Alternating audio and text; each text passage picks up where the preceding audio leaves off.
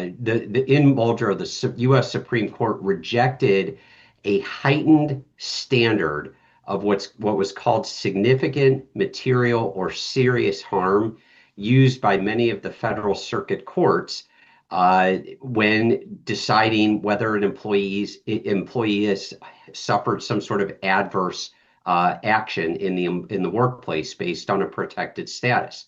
And in Muldrow, the Supreme Court held that an employment action is adverse if the plaintiff experienced, quote, some harm respecting an identifiable term or condition of employment. That's end quote. That is really, really broad. And that Some means, harm. yeah, that means that the action must leave the employee worse off, but not necessarily, quote, need not have left the employee significantly worse off. Okay. And so that becomes a really hard standard for us to get our hands around.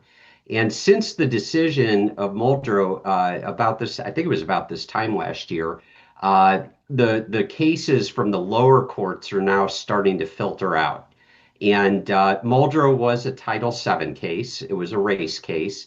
And just in the last week, a couple weeks here, the 10th Circuit Court of Appeals, in the case of Shear versus Sisters of Charity, applied the same Muldrow analysis to an ADA claim. So Americans with Disabilities Act. And this is Okay. absolutely foreseeable that this would happen. Again, Muldrow was a Title VII case, but it's foreseeable that this same analysis would be applied in an ADA case. And in this particular case, the plaintiff refused to sign a counseling compliance form, and then her employer terminated her for failing to sign the counseling compliance form.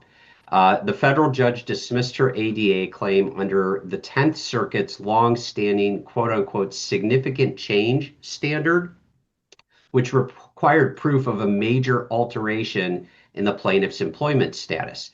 But on appeal, the 10th Circuit revived the case in light of Muldrow and said that the plaintiff in the case only needed to prove some harm, not material or significant harm. And in this case, the employee in back in 2019, as supervisors were preparing her performance improvement plan to address certain concerns in her workplace, including multiple instances of failing to meet productivity standards, coworkers also had reported worries about her mental well-being. And so in response, the plaintiff or the defendant in the case, the company revised its PIP to require her to participate in its EAP for counseling. The court said that her refusal to sign, or the appeals court said her refusal to sign that PIP that required the EAP's disclosure form, that was some harm to her. And it's up to Mm. a jury to decide whether or not that constitutes disability discrimination. And so this leaves employers really in a precarious position. I mean, we know what the law is now because the Supreme Court has settled on it, but trying to figure out what the boundaries are of quote unquote some harm, that's going to be difficult. And it's going to make it harder for employers to get out of cases early on either a dismissal or more likely a summary judgment motion. And I think a lot more cases are going to go to the jury for the jury to decide whether the employee suffered some harm. Here the employer says, look, we want you to get some counseling. We want you to be better at work so that you can be effective and we can move on. In the basic terms, right? Assuming everything is done with the right intent. And now I think about, I've done that. I've said to employees over the years, look, you have to go and meet with a counselor and we need to know that you're okay. In whatever term that is, the same way we've said you have to go meet with a physician and get a release to know that you're okay. And whatever we're talking about. And when we talk about mental illness, and we think about recent events that we just spent so much time talking about, and we say, hey, somebody doesn't quite seem okay, whatever that means, okay.